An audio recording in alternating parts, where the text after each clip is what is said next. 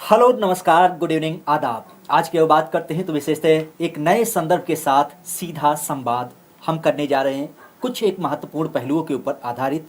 तो ध्यान रखिएगा, आज का जो हमारा मुख्य विषय है नीति आयोग। चूंकि आप भी जानते हैं नीति आयोग देश में एक थिंक टैंक के रूप में कार्य करती है और उसके द्वारा ही एक इंडेक्स जारी किया गया शहरी विकास को आधारित करते हैं।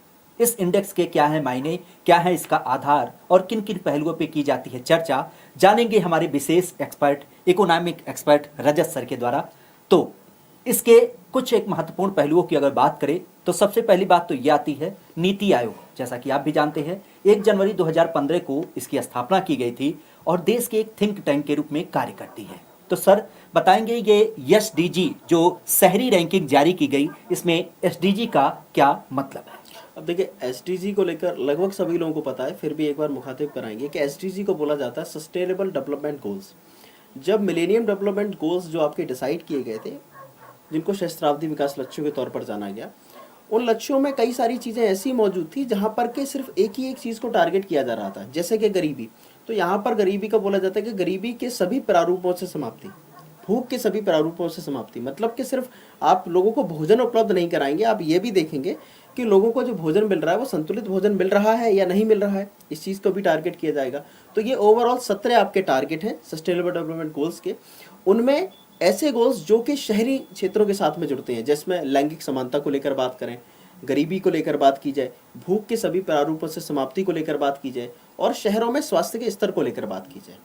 तो ये गोल जो है बेसिकली आपके डेटा आपका उठाया गया है। इसमें एक्चुअल में सर 3 डेटा उठाए गए हैं। एक तो एनसीआरबी का डेटा जो शहरों में अपराध दर वगैरह, दूसरा डेटा जो उठाया गया वो नेशनल फैमिली हेल्थ सर्वे का डेटा उठाया गया है, तीसरा जो डेटा उठाया गया यूडाइस के नाम से, जिसके बारे में मुझे नहीं लगता बहुत कम लोगों को पता होगा। तो यूडाइस दरअसल में जो डेटा है वो सरकारी प्राइवेट सभी स्कूलों से एक पोर्टल बना हुआ है यूडाइस के नाम से। वहाँ पर डेटा भरवाया जाता है कि आपके स्कूल में कितने लड़कियों के लिए बाथरूम है, कितने लड़कों के लिए बाथरूम है, स्कूल के अंदर क्या आपके यहाँ पर कितने टीचर हैं, कितने बच्चे हैं जो अल्पसंख्यक हैं, कितने बच्चे आपकी शेड्यूल कास्ट से आते हैं, कितने ओबीसी से आते हैं। तो ऐसे वो पूरा समग्र डेटा है कि आप कितने बच्चों को शिक्षा दे रहे हैं और उनका वर्गीकरण जो किया गया है, तो उसको भी यहाँ पर आधार के तौर पर देखा गया, आधार के तौर पर उसको लिया गया और उसी आधार पर ये रैंकिंग आपकी डिसाइड की गई है। ये जो रैंकिंग जारी की गई, जैसा कि नीति आयोग के द्वारा विभिन्न शहरों को आधारित करके जारी किया गया, तो अगर इसकी बात करें तो इसमें टॉप लेवल के कौन शहर हैं और इसके मायने क्या क्या है? देखिए रैंकिंग के जो मायने हैं वो उन्होंने, मैंने आपको पहले ही बताया कि सस्टेनेबल डेवलपमेंट गोल्स के जो अपने टारगेट से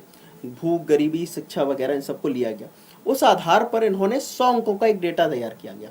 उस 100 अंकों के डेटा में शिमला को, हिमाचल प्रदेश की आपकी जो राजधानी है, और ऐसे में इस इंडेक्स में 12 शहर ऐसे हैं जो राजधानी ही हैं, जिनमें शिमला आपका हो जाता है, लखनऊ आपका हो जाता है। तो ओवरऑल टॉप पर जो रखा गया वो शिमला को रखा गया और सबसे अंतिम में धनबाद शहर, जिसको माइनिंग इंडस्ट्री में टॉप पर देखा जाता है, धनबाद शहर झाप के झारखंड में, उसको सबसे आखिर में रखा गया है। अच्छा, तो क्या इसमें पूरे इंडिया के सारे शहर शामिल हैं? नहीं, सारे शहर शामिल नहीं है इसमें, ओवरऑल जो है 56 शहर आपके शामिल हैं। अच्छा हाँ, और उनके बारे में एक विशेष चीज ये है कि उनमें से 44 शहर ऐसे हैं जिनकी आबादी 1 मिलियन से ज्यादा है। मतलब कि एक बड़ी आबादी का आपके पास में डेटा मौजूद होगा कम से कम।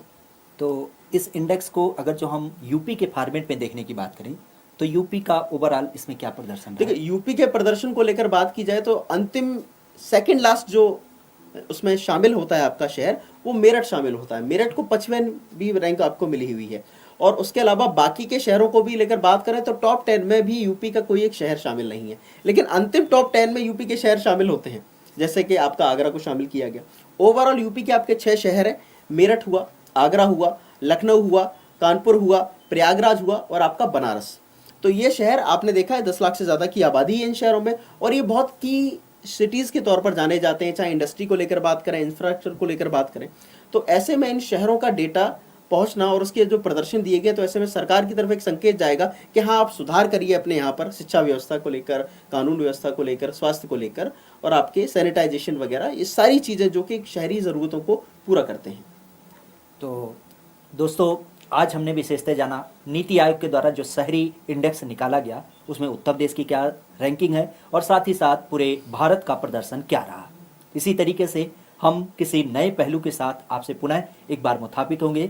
तो अगर ये सेशन आपको अच्छा लगता है तो ज़रूर एक्सपर्ट की राय नीचे आप डालिएगा कि आप किन किन बिंदुओं पे खासा चर्चा चाहते हैं और इसके अलावा इस सेशन के अंतर्गत कौन सा बिंदु आपको काफ़ी प्रभावित किया। और अगर जो इसी तरीके का सेशन चाहते हैं तो नीचे जरूर कमेंट बॉक्स में बताइएगा, ताकि हम आगे आने वाले दिनों में और भी विभिन्न पहलुओं पे अलग अलग एक्सपर्ट के द्वारा इस पे अपनी विचारधारा रख पाएँ। आज के लिए इतना रखते हैं। सेशन पसंद आता है तो इसको लाइक भी करेंगे और साथ ही साथ अपने दोस्तों तक इसको शेयर भी करेंगे। आज के लिए इतना ही। धन्यवाद। नमस्कार।